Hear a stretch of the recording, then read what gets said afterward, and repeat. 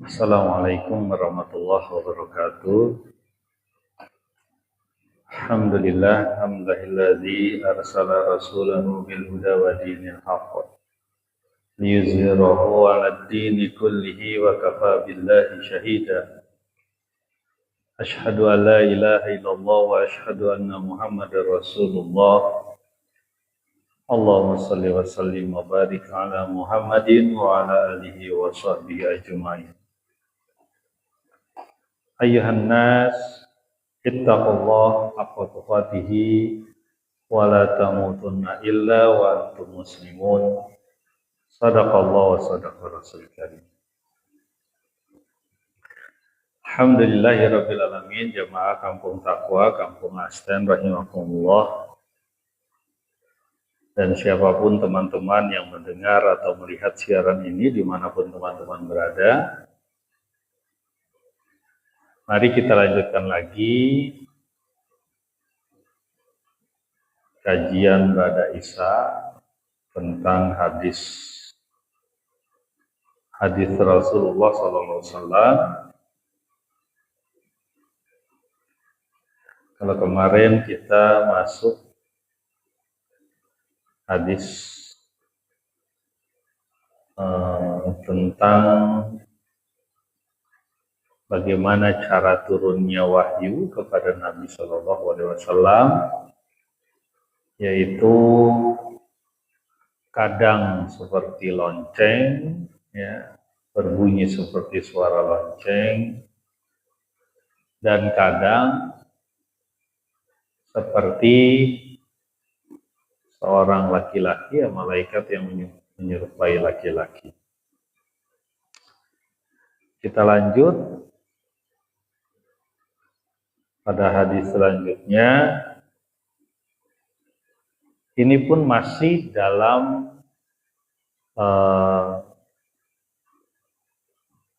gambaran bagaimana wahyu diturunkan kepada Nabi Sallallahu Alaihi Wasallam, yang insya Allah menguatkan keimanan kita, akidah kita, ya, dan menjadikan kita lebih yakin kepada Allah dan Rasulnya serta Islam. Hadisnya cukup panjang, ya.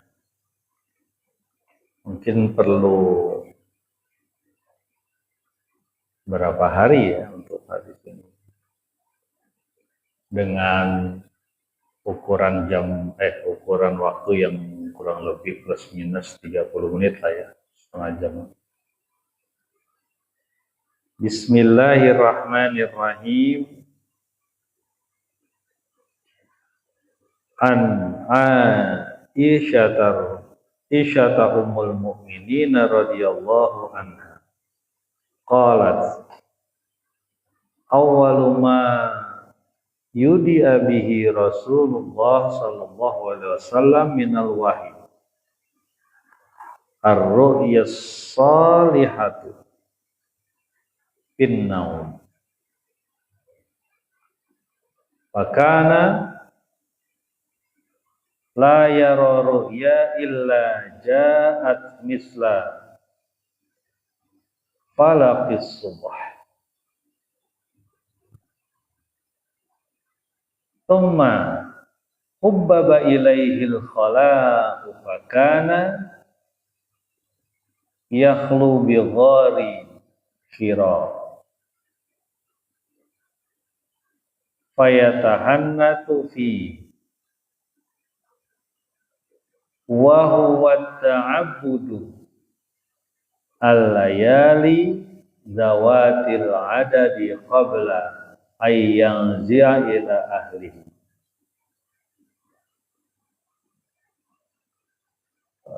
Sampai situ dulu ya. Ayyanzi'a ila ahlihi.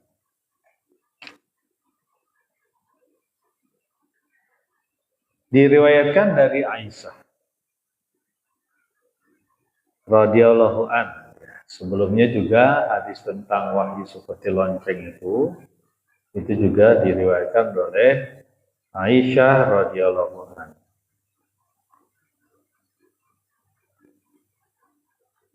Awwalu ma yudi'a bihi Rasulullah sallallahu alaihi wasallam minal wahyi ar-ru'yas salihah.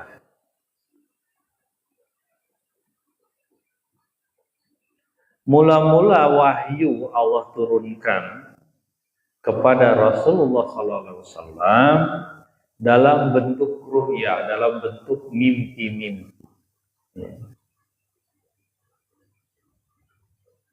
Jadi ini salah satu caranya wahyu turun ya. Jadi caranya wahyu turun itu bisa melalui mimpi. Dan bisa jadi yang namanya melalui mimpi ini bagian dari persiapan Nabi ketika nanti akan bertemu dengan kasat mata kepada sang pembawa wahyu, yaitu malaikat Jibril. Di sini disebutkan ar-ru'ya as-salihah. Ru'ya salihah, mimpi yang baik. Jadi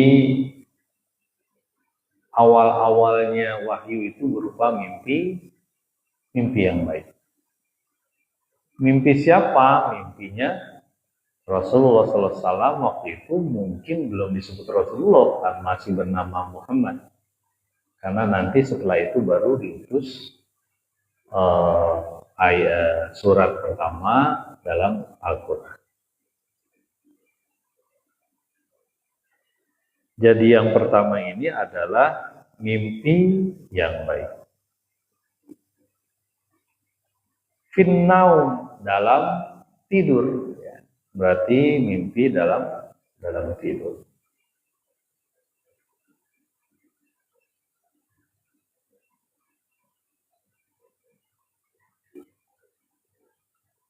Kemudian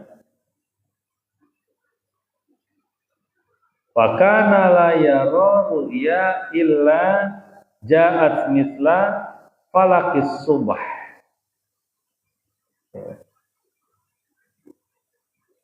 Jadi tidaklah mimpi tersebut kecuali yang benarnya seterang cahaya di siang hari atau di pagi hari. Nah, jadi mimpi tersebut Nabi itu memang melihat dengan jelas dalam mimpinya ya. Makanya disebutkan falakis subh. Misla falakis subh. Seperti kita melihat cahaya terang ketika mulai dari malam, kira-kira begitu.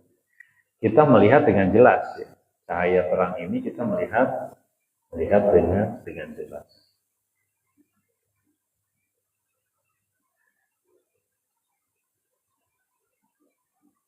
Kemudian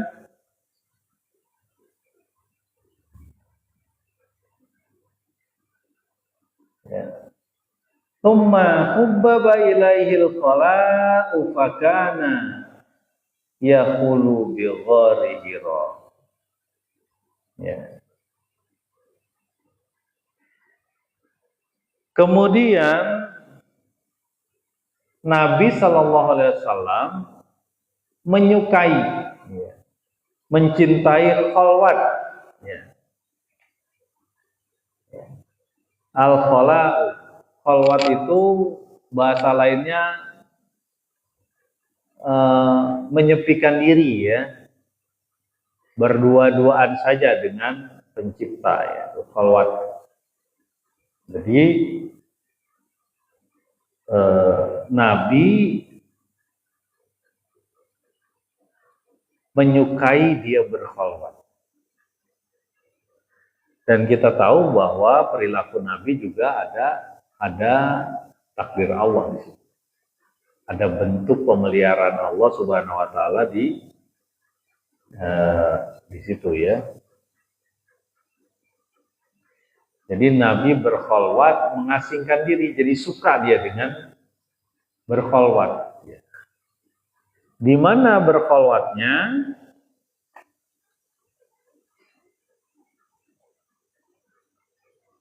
Fakana yaqulu bi ghari Hira.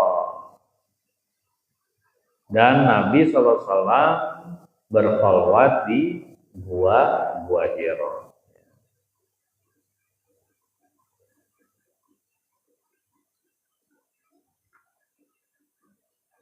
Jadi ketika sudah mulai ada mimpi-mimpi ya, mimpi-mimpi yang baik, solihah kata Nabi, kata Aisyah radhiyallahu an, itu mimpi yang baik. Lalu Nabi diberi kecintaan oleh Allah ya, untuk mengasingkan diri, untuk berkhalwat, berdua-duaan saja dengan pencipta ya, dengan Allah Subhanahu wa taala. Pak, kalau ditanyakan apakah pada saat itu Nabi sudah mengenal Allah? Secara umum kaum kafir Quraisy pada saat itu mengenal Allah. Makanya bapaknya Nabi Sallallahu Alaihi Wasallam namanya Abdullah, hamba Allah. Di situ masih ada bekas-bekas syariat tauhid, yaitu ada haji ya. Dan beberapa juga ada yang mungkin puasa dan segalanya masih ada juga ya. Jadi mengenal Allah. Ini terbukti ketika ada perjanjian, namanya perjanjian Hudaybiyah. Itu Nabi menuliskannya dengan Bismillahirrahmanirrahim dari Muhammad Rasulullah kepada waktu itu Suhail, kalau nggak salah Suhail bin Amr. Isi perjanjiannya begitu.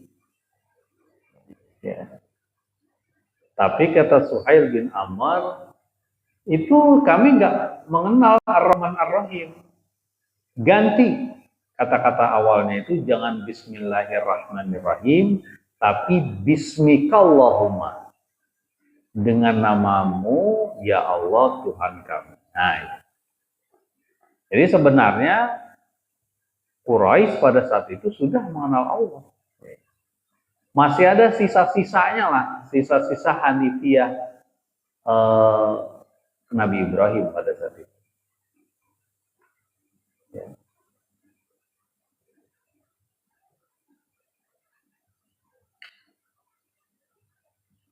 Fakana yaqulu bi ghari Hira.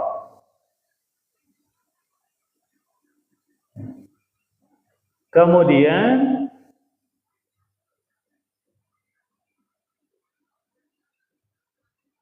fayatahannatsu fihi wa huwa ta'abbud.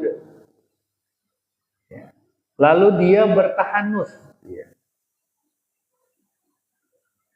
Tahanus itu berarti ya, tadi ya, pertama mengasingkan diri, kemudian berkhalwat, ya, maksudnya mengasingkan itu berkhalwat, hanya berdua-dua saja sama Allah.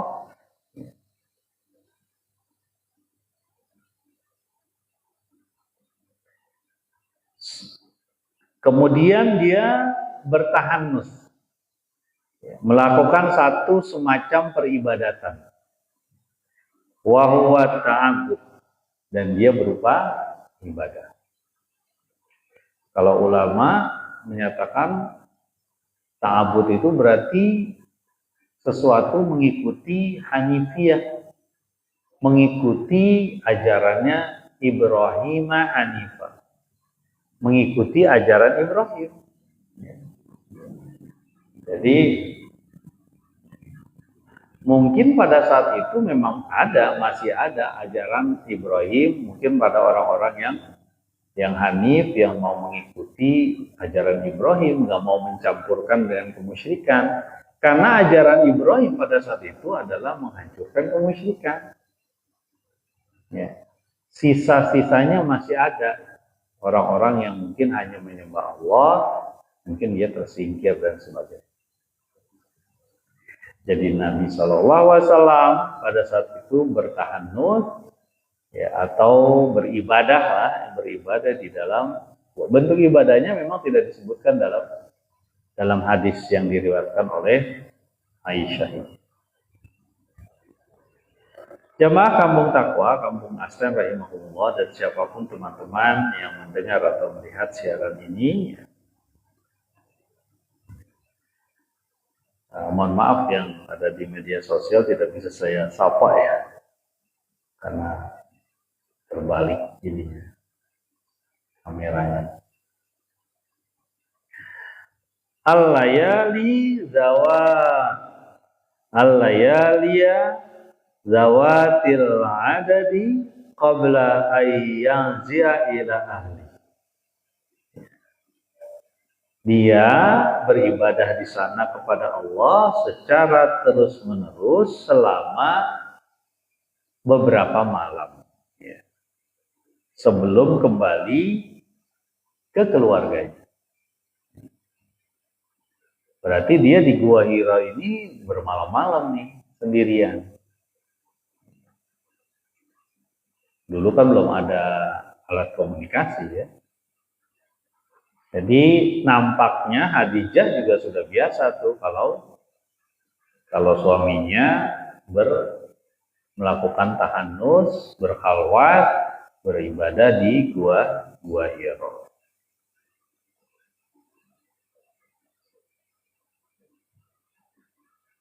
Wa yatazawwadu lizalik thumma yarji'u ila Khadijata fayatazawwadu limisliha, dan dia membawa bekal. Tazawwadu, Nabi Muhammad SAW selama beberapa hari membawa bekal. Mungkin bahasa gampangnya dia bawa roti, mungkin dibawa minyak samin, dibawa mungkin daging yang bisa ya mungkin masak juga lah, kira-kira kayak camping lah mungkin ya. Tapi di gua ya. Dan memang gua itu jadi sarana yang tepat untuk dia berhadapan saja kepada Allah untuk beribadah. Aman dari hujan, ya mungkin dari dinginnya itu juga aman. Ya, walau kalau masalah binatang buas ya, ingin dia menyalakan api itu Nabi SAW. Jadi dia membawa bekal, ada bekal yang dibawa. Ini cerita-cerita ini menguatkan kita bagaimana Nabi dipersiapkan untuk menjadi Nabi. Muhammad bin Abdullah pada saat itu dipersiapkan untuk menjadi Nabi. Karena yang namanya bertahanus, berkhalwat, itu memang dibutuhkan. Dialog antara dia dengan Tuhannya itu dibutuhkan bagi semua manusia. Ya, termasuk kita yang hidup sekarang.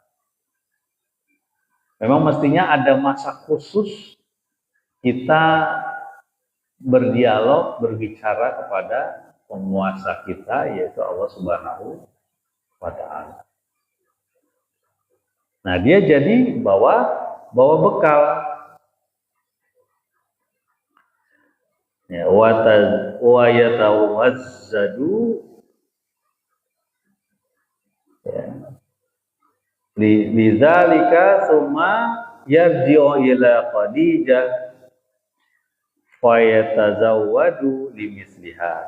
Sampai dia lalu dia kembali kepada Khadijah. Khadijah itu istrinya, Khadijah binti Khuwailid. Jadi istrinya waktu itu Nabi Muhammad SAW adalah Khadijah, dan Khadijah membawa bekalnya, membawakan bekal kepada Nabi Shallallahu Alaihi Wasallam. Berarti kurang lebih dia sudah 15 tahun ya. Kurang lebih di angka 15 tahun menikah dengan Khadijah. Dan dia sudah punya anak ya.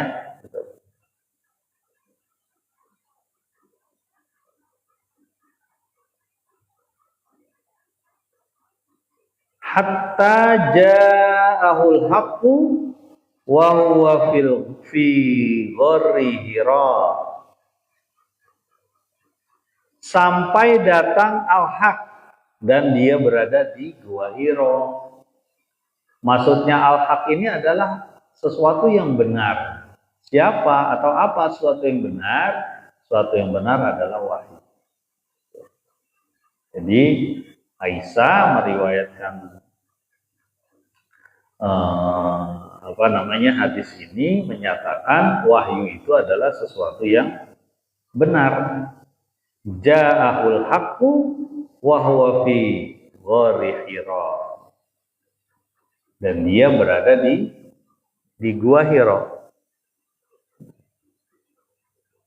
Datang kebenaran itu. Apa kebenaran itu? Yaitu kebenaran dari Allah Subhanahu wa Ta'ala, yaitu wahyu.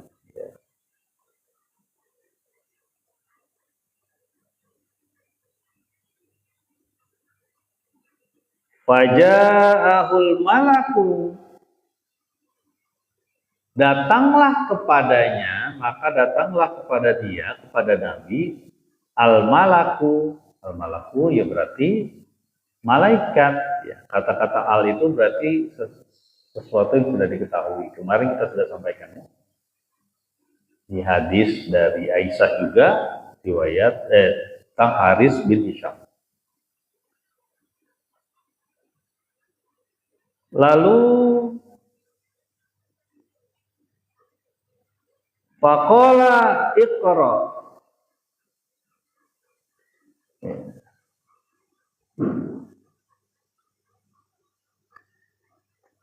Jadi berkata siapa al-malaku ini, iqra, qala ma ana biqari.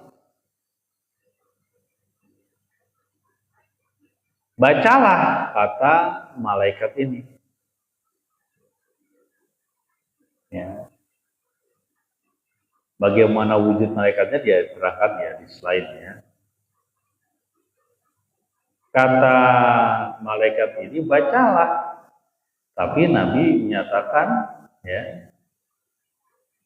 Jadi malaikat itu datang menemui Nabi ya, lagi berkholwat nih. Datang lalu langsung menyuruh baca. Kita ya kalau lagi sendirian, kemudian ada orang yang datang, ya pasti kaget. Apalagi orang ini dia tidak pernah kenal. Ya.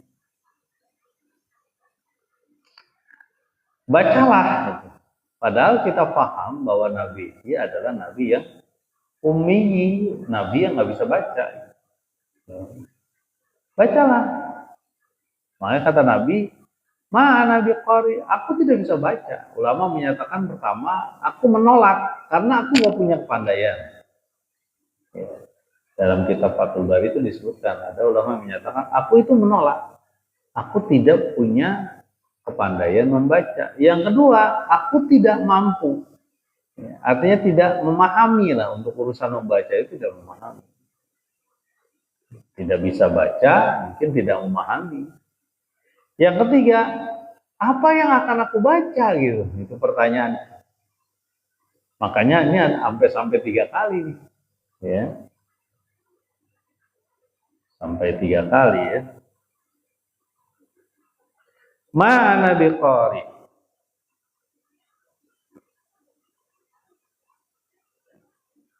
Qala fa'akhadhani, lalu berkata fa'akhadhani faghattani hatta balagha minnil jahd. Ya. Kemudian malaikat itu memelukku dengan keras. Hingga aku sangat kepayahan. Bahasa lain itu tidak bisa nafas. Sulit bernapas. Jadi Nabi sulit bernapas, kepayahan, karena malaikat Jibril memeluknya. Ini kata Nabi yang disampaikan kepada Aisyah.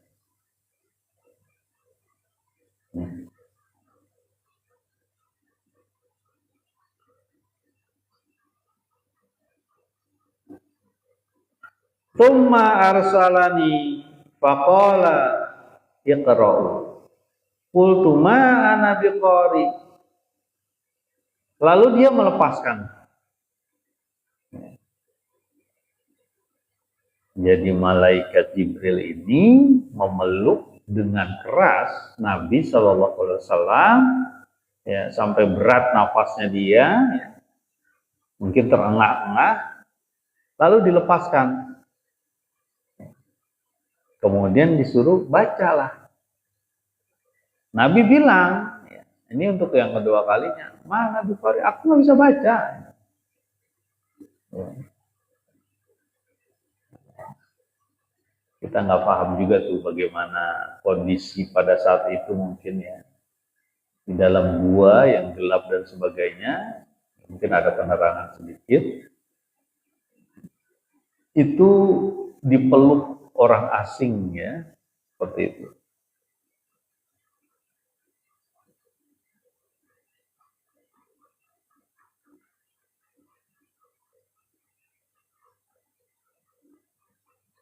Qultu ma ana biqari fa akhadhani fa ghattani thaniyah hatta balagha minnil jahd thumma arsalani fa qala iqra'u fa qultu ma ana biqari fa akhadhani fa ghattani as-salitsah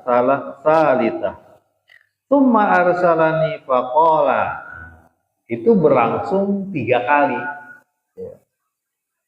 Jadi dia jawab lagi, bacalah, aku tidak bisa baca, sampai 3 kali. Makanya kata seorang ulama itu di kitab Fathul Bari itu menyebutkan ya begitu, bisa jadi dia memang nggak bisa baca, bisa jadi dia tidak punya kemampuan memahami dalam bacaan, atau yang ketiga, atau dia menolak. Ya pertama mungkin menolak, enggak, saya nggak mau gitu. Yang kedua, saya nggak bisa baca, nggak punya kemampuan. Dan yang ketiga, lu mau baca apa gitu? Ya. Dan saya yakin orang-orang di zaman jahiliyah kafir Quraisy pada saat itu juga sudah paham, ada yang bisa baca, ada yang enggak gitu. Ya. Dan orang-orang kafir Quraisy pada saat itu kan memang sudah biasa berdagang, sudah biasa berdagang ke Syam. Ya, liila fi Quraisy ila fihim rihlatash syita'i was-sayf. Ya. Kebiasaan orang Quraisy itu biasa melakukan perjalanan baik di musim panas atau musim dingin, ya. Musim dingin atau musim panas. Berarti dia paham budaya-budaya lain, termasuk budaya Parsi, budaya Romawi, ya.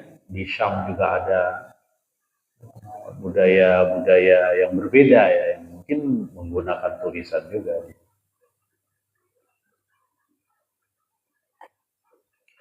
Faqala, lalu dia berkata, siapa?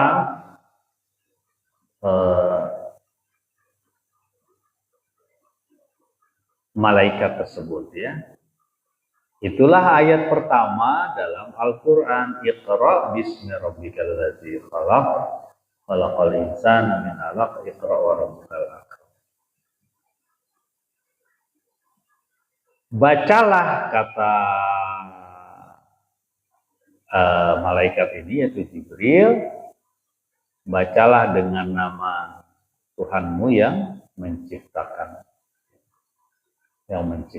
manusia dari segumpal darah. Bacalah ya, dan muliakan Tuhan. Nah, jadi sampai ayat pertama dalam surat Al-Alaq. Nah, kira-kira begitu tuh. Ya. Bagaimana awal pertama Nabi mendapatkan wahyu ya, hingga ada surat pertama yang turun yaitu surat Al-Alaq. Mungkin sampai di situ dulu ya, hadisnya masih bisa 1 atau 2 pertemuan lagi. Demikian, mudah-mudahan bermanfaat. Subhanakallahumma wa bihamdika asyhadu an la ilaha illa anta astaghfiruka wa atubu ilaik. Assalamualaikum warahmatullahi wabarakatuh.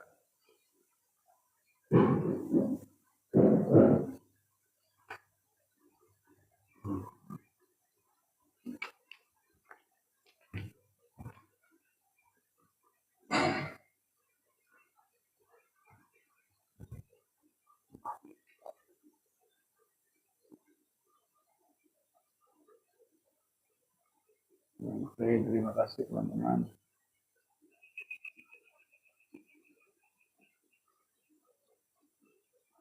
Udah bisa. Bapak aja dengan terima kasih ya. Arfan kamu kemana? Insya Allah, halo Bapak. Oke. Halo ya teman-teman ya, mudah-mudahan bisa. Mohon maaf belum bisa langsung saya jawab ini, karena saya masih menghadap belakang. Sekian dulu, mudah-mudahan Bapak. Assalamualaikum warahmatullahi wabarakatuh.